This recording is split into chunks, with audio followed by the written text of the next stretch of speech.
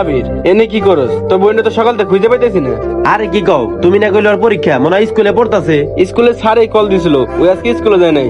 কি কও, ও তো আমার মাইয়া না। ও মনে হয় কোনো বান্ধবীর বাসায় গেছে। সবগুলো বান্ধবীর কল দিয়ে জিগাইছি, একটার বাসায় যায় নাই। আমার না অনেক টেনশন হইতেছে, আমি থানায় গেছি। তুই খোঁজ নিয়ে দেখতো কই গেছে। এই তোরা একটু থাক, আমি একটু যাই দেই তো কোনে গেছে।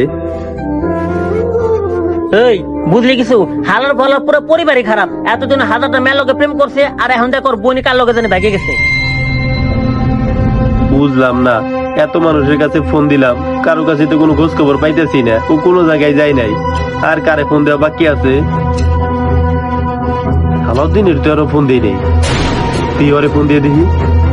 আচ্ছা আমরা দুজন তো পলে আসছি, এখন আমার ভাইয়া যদি খুঁজে বের করে ফেলে। আরে তোমার ভাইয়া কিছুই বুঝতে পারবে না, আর যদি বুঝতে পারতো তাহলে কখনোই আমাদের আসতে দিত না। আর আমার মাথায় একটা বুদ্ধি আইছে। কি বুদ্ধি? তোমার ভাইয়া দেখছে আমাকে কক্সবাজার যাইতে, কিন্তু আমরা তো কক্সবাজার যাবো না, আমরা এই যে পার্কে। কে ফোন দিছে?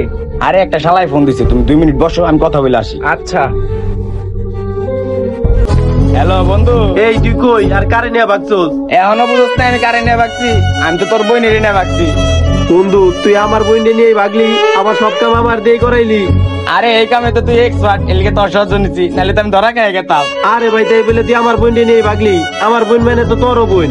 আজকে তুই এই কথা বলতাছ? এতদিন ধরে তুই হাজারটা মেয়ের লগে প্রেম করছ, তার মধ্যে তোর বন্ধুর বোন যে কতটি ছিল ওটা কি একবার হিসাব রাখছ? আরে বন্ধু দেখ, ও একদমই ছোট, একদমই অবুঝ। তুই ওর লগে কোনো খারাপ কাজ করিস না, তুই ওরে বাসায় নিয়ে আয়। আরে তুই এতদিন যাগুলো লগে প্রেম করছ তারাও সব অবুঝ ছিল, তাই তুই প্রেম করতে পারছ। আর তুই এই সুযোগে তাগুলো লগে খারাপ কাজ করছ। দেখ বন্ধু, তুই কিন্তু আমার বোনের লগে এরকম কোনো কাজ করিস না, তাহলে কিন্তু আমার বাপ মা মাইসের সামনে মুখ দিয়ে পারবো না। আরে বন্ধু তুই চিন্তা করিস না, তুই যা যা করতি তার থেকে এক লাইন বাড়াই করবো। মাইনসে তো মুখ দেখাইতে পারতো না, আর আমি তোর বোনের লগে এমন কাজ করবো তোরা তো রুম থেকে বেরোতে পারবি না। আর শুধু শুধু আমার কই যা সময় নষ্ট করিস না, আমি যা শিখছি তোর কাছ থেকে শিখছি।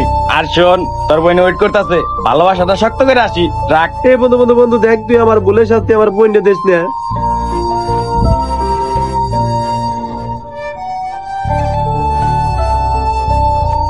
জান চলো, রুম ভাড়া করছি, ভালোবাসাটা শক্ত করি চলো।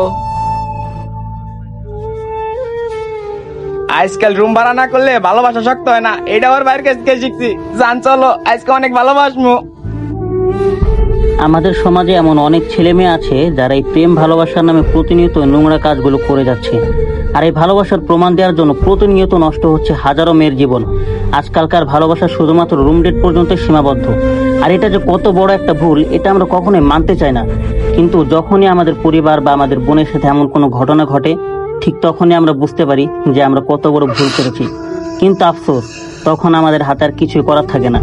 আর তাই আসুন আমরা নোংরা ভালোবাসা থেকে দূরে থাকি, আমাদের সমাজকে এবং দেশকে সুন্দর করে সাজাই।